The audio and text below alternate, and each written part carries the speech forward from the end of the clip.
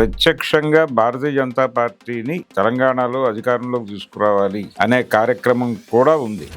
నిజానికి కాన్షియస్గా వాళ్ళు ప్రోగ్రామ్ అనౌన్స్ చేస్తే రేవంత్ రెడ్డి గారు కూడా ఇటువైపుకి వచ్చి ముఖ్యమంత్రి అయిపోవడానికి ప్రయత్నం చేయడానికి గ్యారంటీ ఏం లేదు. ఆపరేషన్ తెలంగాణ అనే పేరుతో ఈ 10 తారీఖున మోదీ గారు ఒక భారీ బహిరంగ సభ అయితే పెట్టి ఆపరేషన్ స్టార్ట్ చేయాలన్నట్టు కనిపిస్తుంది. నరేంద్ర మోడీ గారు 10వ తారీఖు వచ్చి అంకురార్పణ జరపబోతున్నాడు. ఆపరేషన్ తెలంగాణకి అంకురార్పణ చేసి వెళ్ళిపోతాడు. ఇది ఒక ప్రమాద సూచిక. ఈ ఆపరేషన్ తెలంగాణ అనేది ఆల్రెడీ మొదలైపోయిన కార్యక్రమమే. వీళ్ళు ప్రతి చోట కూడా ఎవరు అధికారంలో ఉంటే వాళ్ళనే అధికారంలోకి రానిచ్చి వాళ్ళని కంట్రోల్లోకి తీసుకునేటువంటి ప్రయత్నాలు చేస్తున్నారు. తెలంగాణ సాయుధ రైతాంగ పోరాట నేపథ్యము, తర్వాత జరిగినటువంటి నక్సల్బరీ, ఈ నేపథ్యంలో కమ్యూనిస్టుల నుంచి తమని తాము రక్షించుకోవటానికి ఒక భావజాల పరమైనటువంటి పార్టీ అవసరమై ఇక్కడ ఉన్నటువంటి భూస్వామ్య శక్తులు భారతీయ జనతా పార్టీ లేదు ఆ రోజుల్లో జనసంఘ్ వైపు సమీకృతం అయ్యాయి. సీరియస్గా కమ్యూనిస్టులతో థ్రెట్ ఉన్నటువంటి బ్యాచ్ మొత్తం కూడా భూస్వాములు చాలా క్లియర్గా వాళ్ళు బీజేపీ వైపే వెళ్ళారు. వరంగల్లో జన్ను చిన్నాలను చంపింది కూడా వీళ్లే, జార్జి రెడ్డిని చంపింది కూడా వీళ్లే. బీజేపీ వ్యూహాత్మకంగా ఇక్కడ స్టేట్ని తన కంట్రోల్లోకి కాన్షియస్గా తీసుకోవాలి అని అనుకుంటోంది. కానీ సమర్థవంతమైన నాయకుడు ఎవడు అనేది ఒక గొడవ ఉంది. రాహుల్ గాంధీ జీవితంలో ప్రధాని అవడు, ఇది కూడా మాట్లాడుతున్నాడు నరేంద్ర మోడీ గారు ఆల్రెడీ. తెలంగాణలో సినిమా గ్లామర్ పాచికలమైన పారతాయి అంటే తెలంగాణ అనేది తెలంగాణగా లేదు. ఇప్పుడు తెలంగాణలో అన్ని రకాల ఓట్లు కలిసి ఉన్నాయి. ప్రజలు కూడా ఎంతో కొంత ఇక్కడ కొంచెం రాజకీయ చైతన్యం కలిగి ఉంటారు. ఇక్కడ నుంచి వెళ్తున్న ట్యాక్సులు వీటికంటే వస్తున్నదే చాలా తక్కువ ఉందని కూడా చూస్తూ ఉన్నారు కదా సార్. అంటే ఈ ఇబ్బందులు ఉన్నాయి. అలాగే ఇక్కడ 2 ప్రాంతీయ పార్టీలు ఉన్నాయి. ఇప్పుడు బీఆర్ఎస్, టీఆర్ఎస్, హెచ్ఆర్ఎస్ కూడా బయటకు వస్తుందేమో అని పుకారు. భారతీయ జనతా పార్టీ సీఎంగా ప్రొజెక్ట్ చేయాలి అనుకుంటున్నటువంటి వెతుకుతున్న ముఖాల్లో హరీష్ రావు గారి ముఖం కూడా ఉందనే ప్రచారం ఉంది సార్. తెలంగాణ సాయుధ పోరాటాలు కావచ్చు కానీ ఎన్నో ఉద్యమాల ద్వారా తెలంగాణ ఉద్యమం కావచ్చు కానీ వాళ్ళ అస్తిత్వాన్ని, హక్కులను కాపాడుకున్నటువంటి తెలంగాణ సమాజం మతతత్వ పార్టీలకు అవకాశం ఇస్తుందని అనుకోవచ్చా మనం? అంటే హైదరాబాద్కి ఒక కల్చర్ ఉంది. ఈ కల్చర్ ఏంటంటే హిందూ ముస్లిం సమ్మేళనం. ఇది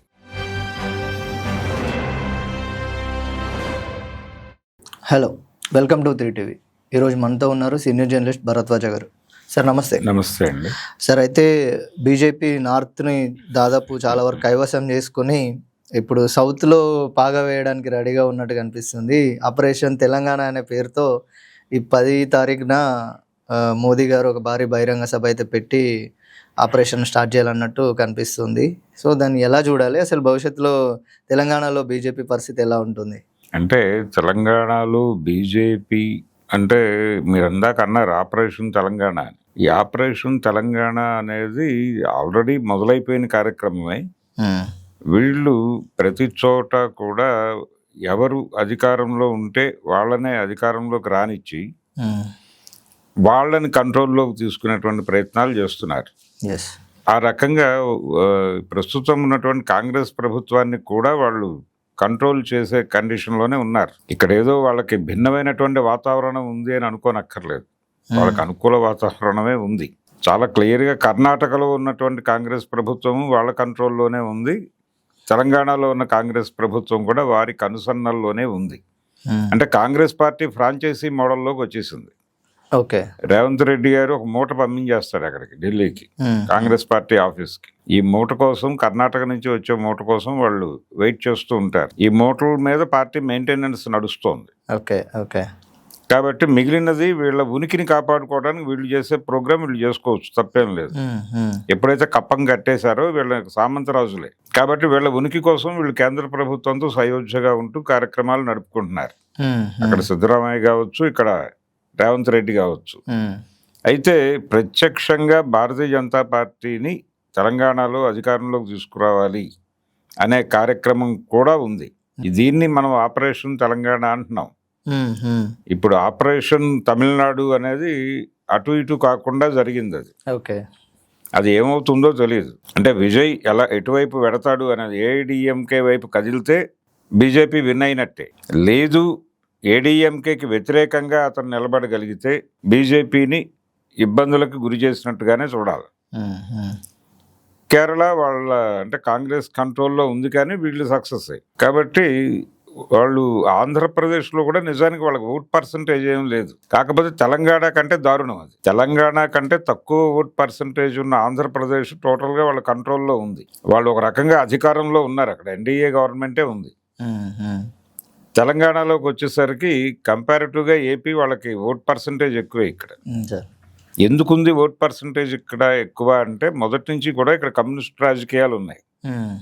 తెలంగాణ సాయుధ రైతాంగ పోరాట నేపథ్యము, తర్వాత జరిగినటువంటి నక్సల్బరీ ఉద్యమ ప్రభావంతో మళ్ళీ రాజుకున్నటువంటి తెలంగాణ పోరాటము, ఈ నేపథ్యంలో కమ్యూనిస్టుల నుంచి తమని తాము రక్షించుకోవటానికి ఒక భావజాలపరమైనటువంటి పార్టీ అవసరమై ఇక్కడ ఉన్నటువంటి భూస్వామ్య శక్తులు భారతీయ జనతా పార్టీ లేదు ఆ రోజుల్లో జనసంఘ్ వైపు సమీకృతం అయ్యి అంటే ఆర్మ్డ్గా ఎదుర్కోవాలి వీళ్ళని అనేటువంటి వాతావరణం. అందుకే కాంగ్రెస్ పార్టీ చాలదు. అందుకని వీళ్ళెవరు కాంగ్రెస్ పార్టీ కంటే కూడా సీరియస్గా కమ్యూనిస్టులతో థ్రెట్ ఉన్నటువంటి బ్యాచ్ మొత్తం కూడా భూస్వాములు చాలా క్లియర్గా వాళ్ళు బీజేపీ వైపే వెళ్ళారు. వరంగల్లో జన్ను చిన్నాలను చంపింది కూడా వీళ్ళే, జార్జి రెడ్డిని చంపింది కూడా వీళ్ళే. కాబట్టి ఈ హత్యాకాండ రాజకీయాలు, నల్గొండలో కూడా హత్యలు జరిగినాయి. ఈ హత్యాకాండ చేసేంత పరిస్థితి కాంగ్రెస్ పార్టీకి ఉండదు. అంటే అది వేరే గొడవ, వాళ్ళు చేయరని కాదు, వాళ్ళు ఏదో సాంప్రదాయబద్ధంగా ఉంటారని కాదు, కానీ ఒక కమిటెడ్ సాయుధంగా నిలబడి ఎదుర్కొనేటువంటి ఆ ప్రోగ్రాంలో వాళ్ళు ఉండరు. వాళ్ళకి ఏదో ఒక రౌడీ గ్యాంగ్స్ ఉంటాయి, వాళ్ళు ఏదో చేస్తూ ఉంటారు కొన్ని ఆపరేషన్స్.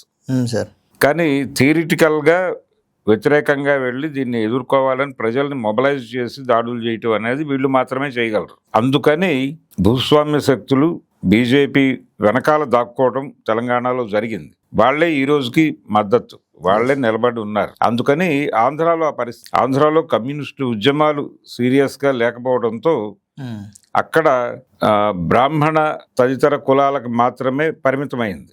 ఏది ఆర్ఎస్ఎస్ కావచ్చు, బీజేపీ కావచ్చు, ఇవన్నీ ఇక్కడ పాలక కులాలతో మింగిల్ అయ్యింది. అందుకని ఆంధ్రాలో బీజేపీకి ఇక్కడ బీజేపీకి చాలా తేడా ఉంది.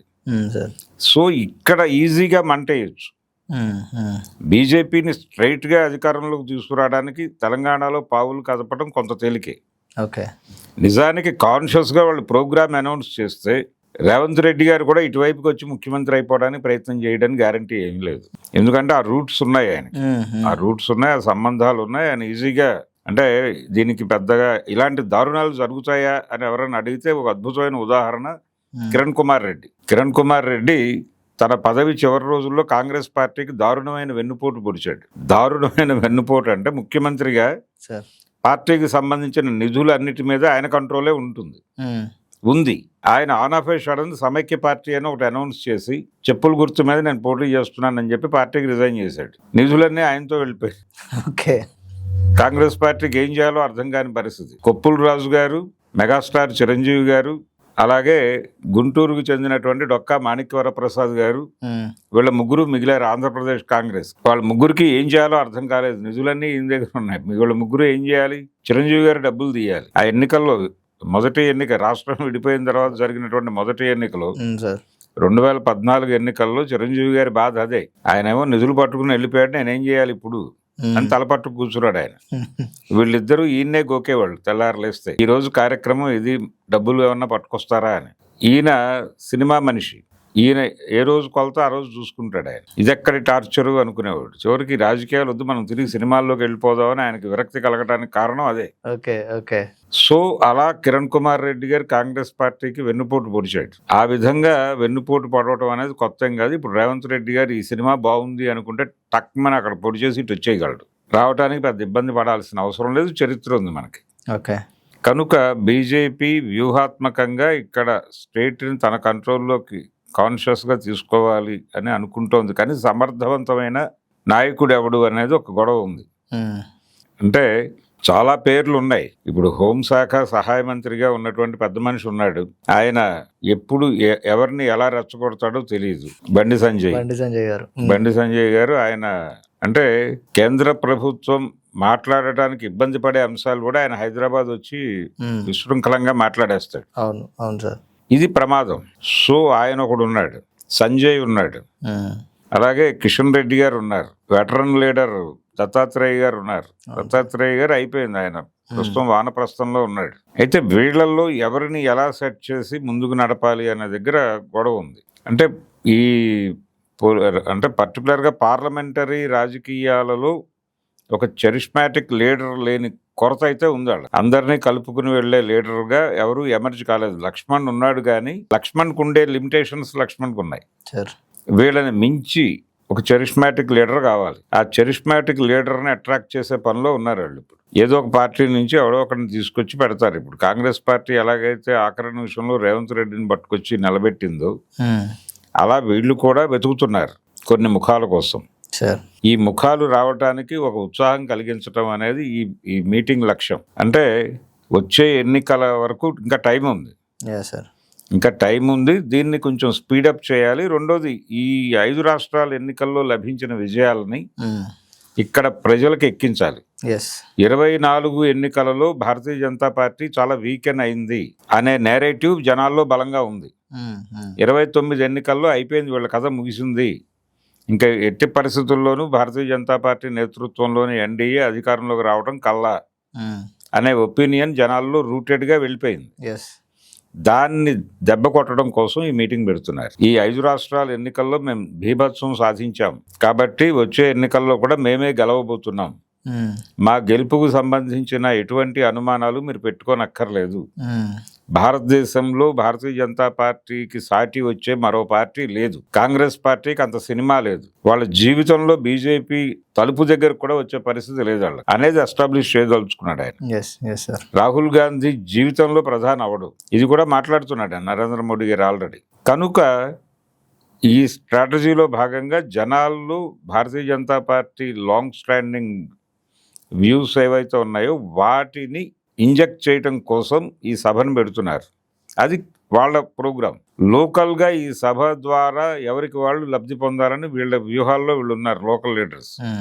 అది బండి సంజయ్ కావచ్చు, ఇప్పుడు అధ్యక్షుడిగా వ్యవహరిస్తున్న రామచంద్రరావు కావచ్చు. రామచంద్రరావుకి మాస్ టచ్ లేదు అనే ఒక విమర్శ ఉంది. ఆయనకు కొంత పరిధి ఉంది, ఆయనకి పరిధులు ఉన్నాయి. లక్ష్మణ్కి కూడా కొన్ని పరిమితులు ఉన్నాయి. వీళ్ళందరి పరిమితులు, వీళ్ళ పద్ధతులు ఆలోచించి ఒక నిర్ణయం తీసుకుందామనే మూడ్లో వస్తున్నాడు ఆయన. రేపు ఎన్నికల్లో అవసరమైతే వాళ్ళు మెగాస్టార్ చిరంజీవిని కూడా రంగంలోకి దింపుతారు.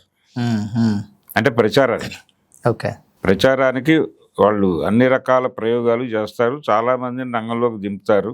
సినిమా గ్లామర్ని చాలా బలంగా వాడతారు ఈసారి అనేది అర్థమవుతుంది. వాళ్ళు పావులు కదుపుతున్నారు. చాలా మంది, అంటే అల్లు అర్జున్ దగ్గర నుంచి మొదలుపెట్టి కీలకమైన హీరోలందరూ రోడ్డు మీదకి వచ్చే ఛాన్స్ ఉంది. సార్, తెలంగాణలో సినిమా గ్లామర్ పాచికలేమైనా పారతాయా సార్ అసలు అంతవరకు? అంటే తెలంగాణ అనేది తెలంగాణగా లేదు. ఇప్పుడు తెలంగాణలో అన్ని రకాల ఓట్లు కలిసి ఉన్నాయి. కాబట్టి వాళ్ళు ప్రభావితం చేయగలిగిన ఏరియాల్లో వాళ్ళు ప్రభావితం చేస్తారు.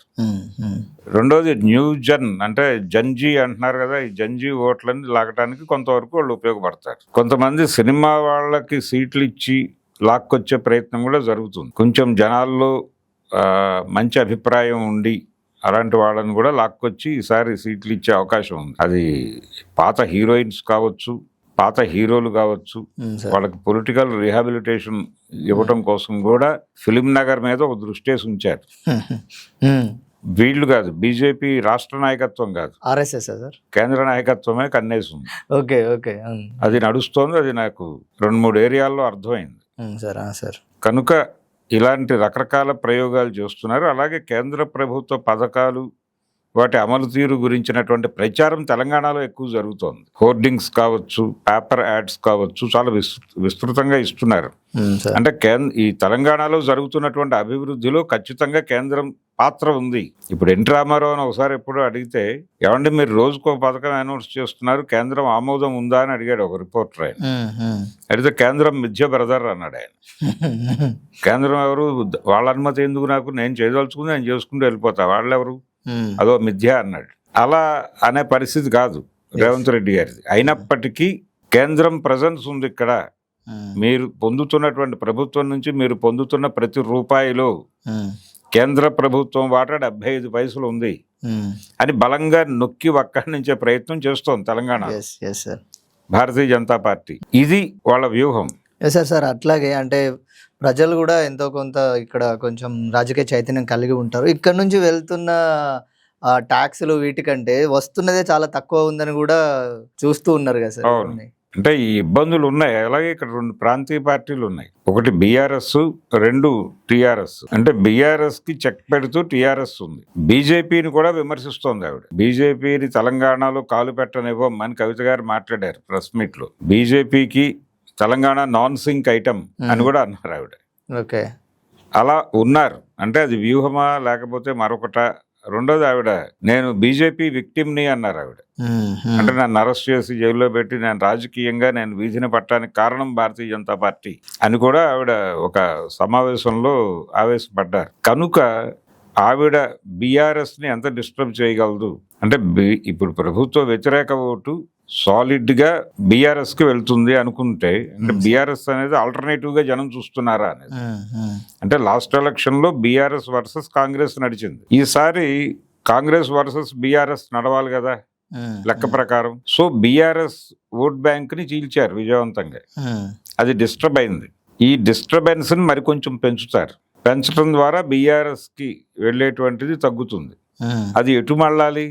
ఆల్టర్నేటివ్ గా బలంగా ఫోకస్ ఇవ్వగలిగితే బీజేపీ వైపు మళ్ళాలి. కనుక ఈ లోపు అవసరమైతే ఇంకొక చీలికి కూడా తీసుకొస్తారు బీఆర్ఎస్ లో చేసి. ఇప్పుడు బీఆర్ఎస్ టీఆర్ఎస్ అయింది, హెచ్ఆర్ఎస్ కూడా బయటకు వస్తుందేమో అని ఉపకారం. హరీష్ రావు గారా సార్? అయితే ఆయన మొన్న బలంగా పార్టీకి నాయకుడికి మద్దతు ప్రకటిస్తూ మాట్లాడాడు. కానీ ఏ క్షణమైనా ఏదైనా జరగచ్చు. ఆయన కూడా ఒక ఆప్షన్ ఉన్నాడు అక్కడ. భారతీయ జనతా పార్టీ సీఎంగా ప్రొజెక్ట్ చేయాలి అనుకుంటున్నటువంటి వెతుకుతున్న ముఖాల్లో హరీష్ రావు గారి ముఖం కూడా ఉందనే ప్రచారం ఉంది. సో ఆఖరి నిమిషంలో ఆయన్ని లాగి ఈయనే సీఎం అని ప్రకటించి ఈ రెండింటిని దెబ్బ కొట్టేసి విన్ చేసేసి ఆయనకు సీఎం సీట్లో కూర్చోబెట్టేసే ఛాన్స్ కూడా ఉంది. కంపారిటివ్గా ఇప్పుడు ఉన్నటువంటి లీడర్స్ అందరిలోకి ఫ్లోర్కి సంబంధించినటువంటి టాక్టిక్స్ తెలిసి ఫ్లోర్ మీద గేమ్ నడపగలడు అనే కాన్ఫిడెన్స్ ఉన్నటువంటి వాడు ఈటెల రాజేందర్ కొంత బలమైనటువంటి హోప్తో ఉన్నాడు. కానీ ఆయన నమ్మకాలు సన్నగిల్లుతున్నాయి ఈ మధ్యకాలంలో. అంటే బీజేపీ వేసినటువంటి రాడార్లోకి వాళ్ళ ఎక్స్పెక్టేషన్స్ మేరకు ఈయన కనిపించడం లేదు వాళ్ళకి. అందుకని వాళ్ళు ఇంకా కొత్త ముఖాల కోసం వెతుకుతున్నారు. ఆ కొత్త ముఖాల్లో హరీష్ రావు ఉన్నాడనే ప్రచారం జరుగుతుంది. ఎవరైనా సినిమా యాక్టర్ దొరికినా ఇరికించేద్దామని చూస్తున్నారు. ఆ ప్రయత్నాలు జరుగుతున్నాయి. అలాగే ఈ హరీష్ రావు లాంటి లీడర్స్ ముఖాలు చూస్తున్నారు. ఆఖరి నిమిషంలో వాళ్ళు స్ట్రైట్ అవే రేవంత్ రెడ్డిని తీసుకొచ్చి నిలబెట్టినా ఆశ్చర్యం లేదు. కానీ ఈసారి వచ్చే ఎన్నికల్లో కొట్టేయడం ఖాయం అనేది వాళ్ళు అనుకుంటున్నారు. ఆ మేరకు వాళ్ళు పని మొదలు పెట్టేశారు. సార్ తెలంగాణ సాయుధ పోరాటాలు కావచ్చు కానీ ఎన్నో ఉద్యమాల ద్వారా తెలంగాణ ఉద్యమం కావచ్చు కానీ వాళ్ళ అస్తిత్వాన్ని హక్కులను కాపాడుకున్నటువంటి తెలంగాణ సమాజం మతతత్వ పార్టీలకు అవకాశం ఇస్తుందని అనుకోవచ్చా మనం? అంటే హైదరాబాద్కు ఒక కల్చర్ ఉంది.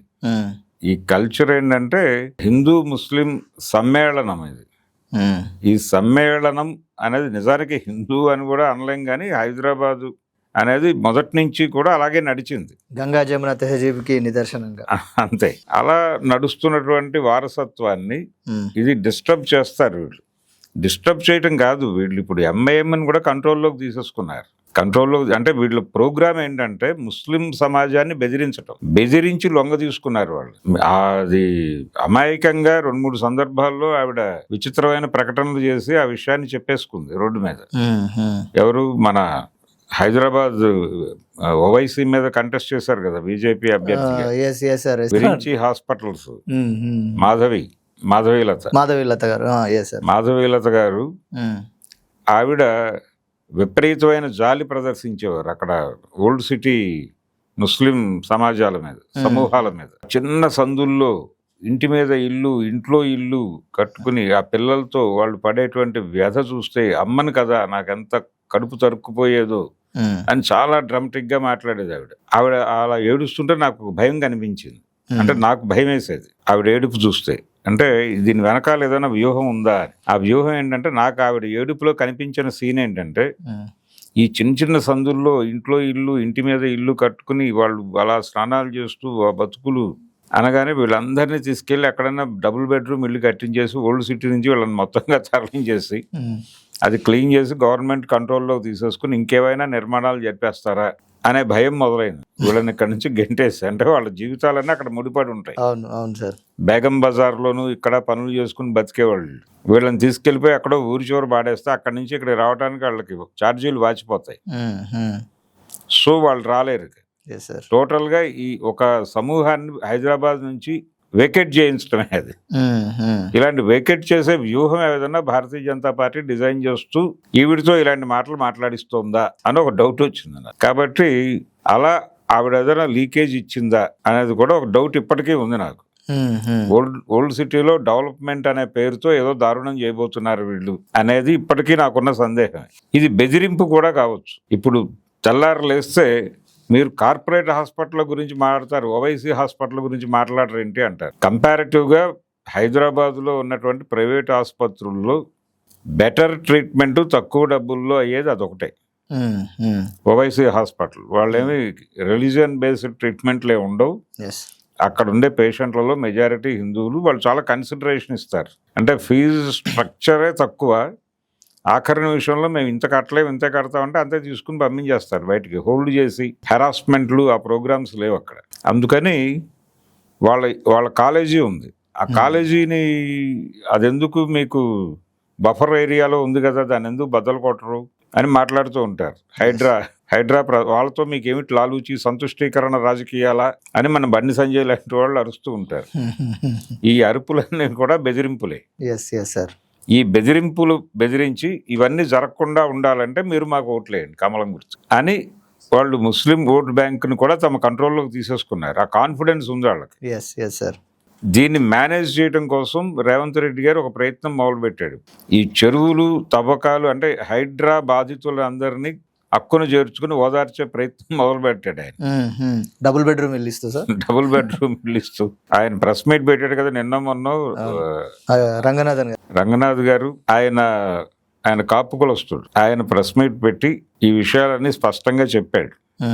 చెప్పి అంటే అంత దూకుడుగా ఎందుకు వెళ్లాల్సి వచ్చింది, వాడు సామాను కూడా తీసుకునే వ్యవధి ఇవ్వకుండా ఇల్లు బద్దలు కొట్టాల్సిన అవసరం ఏమొచ్చింది, వాళ్ళ వంట సామాగ్రి మొత్తం ఆ కుప్పల్లో కలిసిపోయింది. అలాంటి దుర్మార్గం ఎందుకు చేయాలి? మీరు వాళ్ళందరితో ఒక సమావేశం నిర్వహించి అమ్మా ఈ ప్రాంతం అంతా ఇది కాబట్టి మేము ఇక్కడ నుంచి మిమ్మల్ని షిఫ్ట్ చేయదలుచుకున్నాం, టెంపరీగా ఇక్కడ ఉండండి, మీ సామాన్ తీసుకొచ్చి ఇక్కడ ఉండండి, ఇవి మేము పగలగొట్టేసిన తర్వాత మీకు నెమ్మదిగా ఇల్లు ఇస్తాం, అంతవరకు మీరు ఇక్కడ ఉండండి అని ఏదో ఒక గవర్నమెంట్ సంబంధించిన బిల్డింగ్స్లో ఎక్కడైనా అకామిడేట్ చేసి కూల్గా చేసి ఉండొచ్చు కదా. ఎందుకు తెల్లారుజామున వెళ్ళి దాడులు చేశారు? ఆ అగ్రెసివ్నెస్ ఏంటి? ఆ ఉగ్రవాదపు చర్యలు ఏమిటి? ప్రభుత్వం టెర్రరిస్టిక్గా మారిపోవటమే కదా అది. ఇది జనాల్లో ఉంది స్టిల్. దీన్ని కూడా వాడేసుకునే ప్రయత్నం చేస్తున్నారు వీళ్ళు, బీజేపీ వాళ్ళు. వాడేసుకుని దీన్ని హైలైట్ చేసి రేపు పొద్దున ప్రధానమంత్రి గారి ప్రసంగంలో ఈ ప్రస్తావనలు కూడా చేసి వీళ్ళందరికీ కేంద్ర ప్రభుత్వం నుంచి సహకారం అందిస్తాము లాంటి ప్రకటనలు కూడా చేయొచ్చు. ఇలా అన్ని విధాలుగాను వాళ్ళు రూట్ అవుట్ చేస్తున్నారు. ఈ రూట్ అవుట్ చేస్తున్న క్రమంలో ఒక ముఖం కావాలి వాళ్ళకి అర్జెంటుగా. ఇప్పుడున్న ముఖాలు సరిపోవు. ఒక స్ట్రైచర్ ఉన్న నాయకుడి కోసం చర్చ జరుగుతోంది. ఆ స్ట్రైచర్ ఉన్నటువంటి నాయకుడిగా ఎవరు ఎమర్జ్ అవుతారు అనేది కీలకమైన చర్చ. ఈ మీటింగ్లో ఏమన్నా అనౌన్స్మెంట్ వస్తుందా, లేదు ఈ మీటింగ్ సందర్భంగా ఆయన ఏమన్నా హింట్స్ ఇచ్చి వెళ్తాడా అనేది కీలకం. కానీ వచ్చే ఎన్నికల్లో తెలంగాణని వాళ్ళ కంట్రోల్లో తీసుకోవాలనే కార్యక్రమం అయితే మొదలైపోయింది. అంటే అధికారికంగానా సార్? అధికారికంగా. ఇంకా వాళ్ళని వెయిట్ చేయలేరు, ఇంకా వెయిట్ చేయడం కుదరదు. అంటే వీళ్ళకి వెయిట్ చేసే ఓపికన్నా వాళ్ళకి లేదు, వాళ్ళు అనుకోవట్లేదు. అంటే ఇక్కడ అంటే ఎవరు అంటే ఇక్కడ ఉన్నటువంటి leaders, BJP leaders Kishan Reddy గారు కావచ్చు, మరొకళ్ళు కావచ్చు, లక్ష్మణ్ కావచ్చు, వాళ్ళకు ఓర్పు ఉందేమో కానీ వాళ్ళకి లేదు. ఆపరేషన్ బెంగాల్ అయిపోయింది, నెక్స్ట్ ఆపరేషన్ తెలంగాణ అనే ప్రోగ్రామ్ లోకి వచ్చేసారు. పైగా మేము తెలంగాణ రావడానికి ఆ రోజుల్లో సుష్మా స్వరాజ్ గారు చేసినటువంటి పోరాటం ఇవన్నీ కూడా మాట్లాడటం మొదలు పెట్టేశారు ఆల్రెడీ. ఆవిడ చేసింది ఏమీ లేదు కానీ చేసింది అనే పేరుతో జరుగుతున్నటువంటి ప్రచారం ఎక్కువైపోయింది.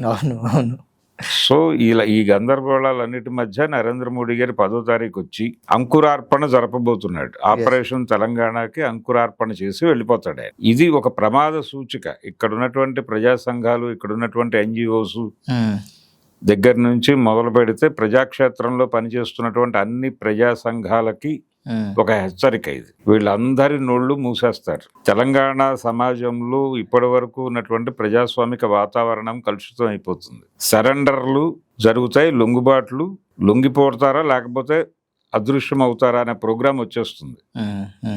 ఇది జరుగుతుంది అనేటువంటి భయాందోళనల్లో ఇప్పుడు జనాలు ఉన్నారు. ఈ భయాన్ని సంఘటితం చేసుకోవాల్సిన అవసరం ఉంది. ఈ కన్సాలిడేషన్ ప్రోగ్రామ్ ప్రాపర్ గా జరగకపోతే ఆపరేషన్ తెలంగాణ వచ్చేసారి అయిపోతుంది. 29కి తెలంగాణ కథని ముగించే అవకాశం ఉంది.